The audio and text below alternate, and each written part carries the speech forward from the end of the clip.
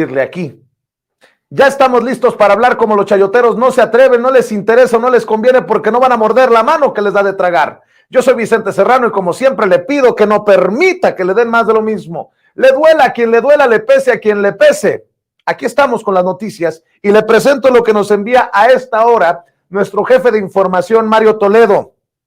Lázaro Cárdenas Batel va a la CELAC, deja de ser asesor de la presidencia de la República.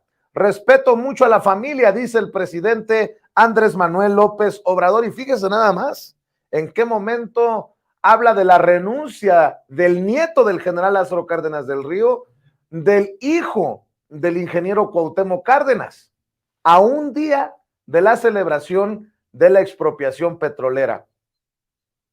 En política, el tiempo es política y en política no hay coincidencias. El presidente Andrés Manuel López Obrador dijo en la mañanera que su coordinador de asesores en la presidencia de México, Lázaro Cárdenas Batel, sale de su gobierno un día antes de la conmemoración de la expropiación petrolera que llevó a cabo su abuelo, el expresidente Lázaro Cárdenas del Río. Aseguró que Lázaro va a trabajar en la CELAC, en la Comunidad de Estados Latinoamericanos y Caribeños. Reiteró su respeto y admiración por su padre, Cuauhtémoc Cárdenas, con quien hace unas semanas tuvo choque de declaraciones, que después se aclaró, por cierto, así como con su abuelo, a quien considera uno de los mejores presidentes que ha tenido el país, así lo dijo el presidente Andrés Manuel López Obrador.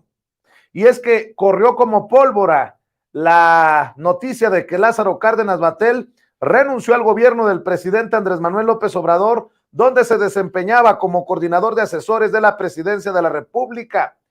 Dicen los que saben, ya ve que hay muchos de estos de mis fuentes me informan, que todo fue a causa de las críticas lanzadas por el primer mandatario a su padre, Cuauhtémoc Cárdenas, el 31 de enero, cuando el presidente Andrés Manuel López Obrador dijo que el líder de la izquierda mexicana, líder moral, era su adversario político por colaborar con opositores a su gobierno, según han confirmado el diario español El País, dos fuentes cercanas a la familia. Le digo lo de las fuentes. El periódico El País dice que dos fuentes cercanas a la familia les han confirmado esta versión. Bueno. Por cierto, hay que decir que el ingeniero Cuauhtémoc Cárdenas se reúne continuamente con personajes extraños. Hace unos días publicó uno de estos panistas cercanos al cártel inmobiliario o atascados en el cártel inmobiliario, una fotografía con el ingeniero. Ingeniero, acuérdese lo que dice un conocido refrán, dime con quién te juntas. Cuauhtémoc Cárdenas dice que nunca se ha considerado adversario político de Andrés Manuel López Obrador. El fundador del PRD habló sobre la relación que tiene con el presidente Andrés Manuel López Obrador y descartó ser su adversario político, pese a que éste lo criticó en semanas pasadas. En entrevista para el diario español El País y en la víspera del 85 aniversario de la expropiación petrolera realizada por su padre, el general Lázaro Cárdenas del Río, el ex candidato presidencial habló sobre si hay un distanciamiento con el presidente López Obrador y dijo, cito, yo no soy adversario político de él, seguramente de otros puedo serlo, pero nunca me he considerado adversario político del hoy presidente de la República. Ya déjense de cosas, pues. El Instituto Nacional Electoral informó la compensación que recibirán de finiquito Lorenzo Córdoba Vianello y Ciro Murayama el próximo 3 de abril cuando terminen su encargo como consejeros del organismo. El consejero presidente Lorenzo Córdoba recibirá 1,934,380 pesos de finiquito por su labor en el organismo, mientras que Ciro Murayama se llevará 1,663,388 pesos. Para el cálculo del finiquito del consejero Ciro Murayama, el INE explicó que es el resultado de aplicar la fórmula para el periodo que comprende del 4 de abril de 2014 al 3 de abril de 2023, cuyo monto neto de la compensación por terminación de la relación laboral asciende a 1,663,388 pesos. En el caso del consejero presidente aplica el mismo cálculo para los 9 años en su encargo, pero además debe tomarse en cuenta que fue designado consejero electoral del Instituto Federal Electoral el 15 de diciembre de 2011 sin que al término de ese encargo percibiera algún monto de compensación por conclusión de este. Por eso sube a casi 2 millones. Ya estaremos platicando a detalle de esta situación. Pero hay que también decir que la representación de Morena ante el INE señaló que el consejero presidente Lorenzo Córdoba en realidad se llevará 9 millones de pesos tras dejar el cargo y no los casi 2 millones como lo informó el órgano electoral. A través de este video que está circulando en redes sociales, los diputados Mario Yergo y Hamlet García Almaguer, el querido Hamlet Almaguer y Mario Yergo, exhibieron un documento en el que se detallan los conceptos que recibirá el consejero presidente del INE, Ciro Murayama, al finalizar su periodo en el INE. El presidente Andrés Manuel López Obrador calificó de inmoral la liquidación que recibirá Lorenzo Córdoba cuando deje su cargo como consejero presidente del INE el próximo 3 de abril. Apuntó que con triquiñuelas el Poder Judicial y los órganos autónomos evitaron bajar sus salarios. En ese sentido, refirió que si bien se puede considerar legal, la compensación económica que recibirá es inmoral. Pablo Gómez, titular de la Unidad de Inteligencia Financiera de la Secretaría de Hacienda y Crédito Público, aseguró que las liquidaciones de Lorenzo Córdoba, Ciro Murayama, José Roberto Ruiz Aldaña y Adriana Margarita Favela Herrera, consejeros del INE, no están asignadas por ley, decreto o contrato. Y cito, todo pago ilegal es un delito, dijo Pablo Gómez, uno de los artífices de la reforma constitucional en materia electoral que no fue aprobada en el Congreso a fines del año pasado y por lo cual el primer mandatario, Andrés Manuel López Obrador, optó por el plan B. O sea, si alguien sabe de estos temas, también es Pablo Gómez. El INE aprueba aplicar plan B hasta octubre. Morena acusa desobediencia.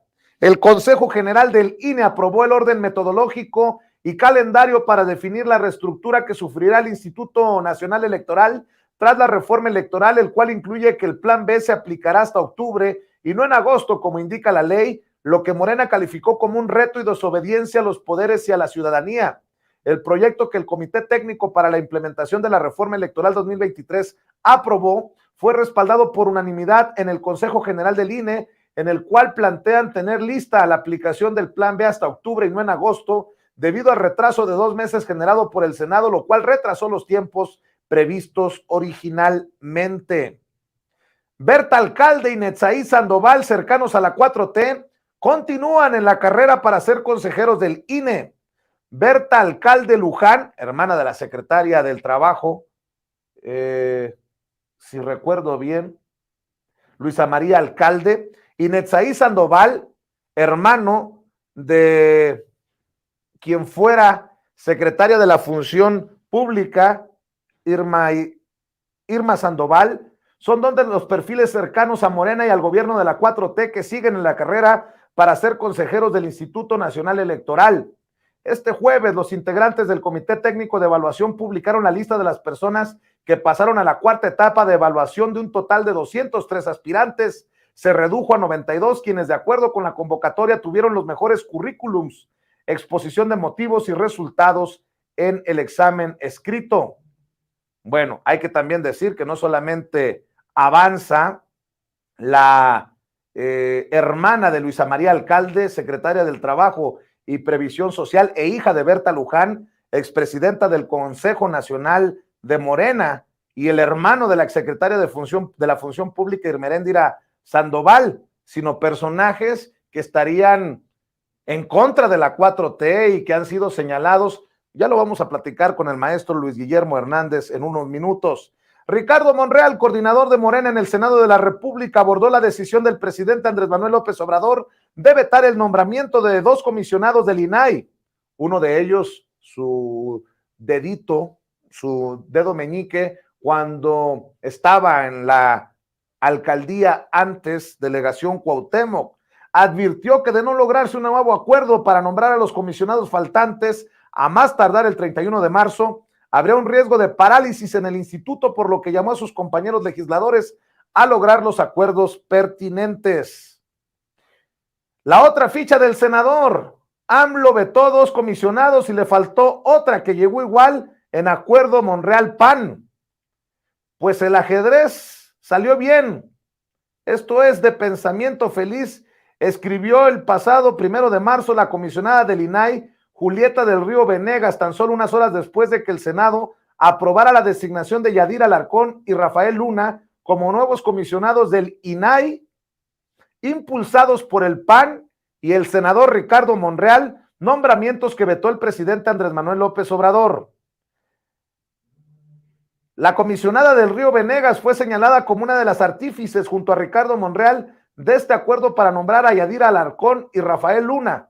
A mediados de febrero reconoció a Monreal su apertura al diálogo para tratar la importancia de concretar los nombramientos que faltan en el INAI, luego de un encuentro realizado en el Senado en el que posó junto a Monreal su paisano y al que acudieron los 5 comisionados del Instituto de Transparencia. Ahora la comisionada del Río Venegas, quien se desempeñó como contralora en el gobierno del entonces perredista Amalia García en Zacatecas y es identificada como cercana del senador Ricardo Monreal y de su hermano el gobernador zacatecano David Monreal, ha anunciado que el INAI interpondrá una controversia constitucional en la Suprema Corte de Justicia de la Nación por la falta de designación de estos 2 comisionados, pese a que el proceso de selección fue señalado como parte del cumplimiento de cuotas partidistas. Juez libera exdirector jurídico por desfalco en Segalmex, vincula a proceso a 4. Carlos Antonio Dávila Amerena, exdirector jurídico de la Seguridad Alimentaria Mexicana Segalmex, ha sido liberado por un juez federal con sede en Almoloya de Juárez. El juez de control de justicia penal federal en Almoloya de Juárez, Estado de México, Gregorio Salazar Hernández, consideró que luego de menos de una semana desde la detención de Dávila Amerena, no existen pruebas suficientes en su contra por el presunto desfalco de más de 142 millones de pesos de la dependencia a través de la compra irregular de azúcar. Un juez federal vinculó a proceso al expriista, ex es un decir, al exgobernador priista de Quintana Roo, Roberto Borge Angulo, por delincuencia organizada. Esta acusación se suma a los 3 señalamientos en contra del exgobernador de Quintana Roo.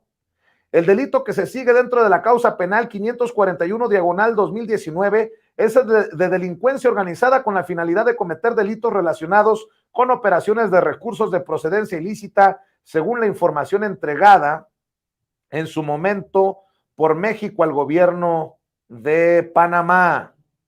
Ciro Gómez Leiva, en el caso de Ciro Gómez Leiva, detienen a otra persona relacionada con ataque. Una mujer presuntamente relacionada con el ataque al periodista Ciro Gómez Leiva fue detenida este jueves, informó la jefa de gobierno de la Ciudad de México, la morenista Claudia Sheinbaum.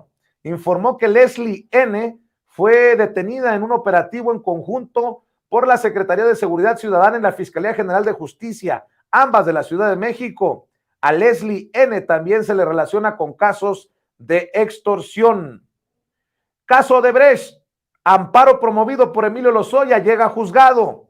El amparo que promovió Emilio Lozoya Austin, el exdirector de Pemex en tiempos de Peña Nieto, con el cual busca que no se le reconozca personalidad jurídica de víctimas o ofendidos a Petróleos Mexicanos y a la Unidad de Inteligencia Financiera en el caso de corrupción Odebrecht, ingresó a un juzgado federal. Sin embargo, Augusto Octavio Mejía Ojeda, juez tercero de distrito de amparo en materia penal, no lo admitió a trámite porque señaló que dicho juicio se encuentra relacionado con otro que está en el juzgado primero de distrito en la misma materia, el cual ha tenido en sus manos otros juicios relacionados con el asunto Odebrecht. Y bueno, pues son de las noticias que estamos siguiendo para ustedes, sin pelos en la lengua, sin censura. Fíjense, grábenme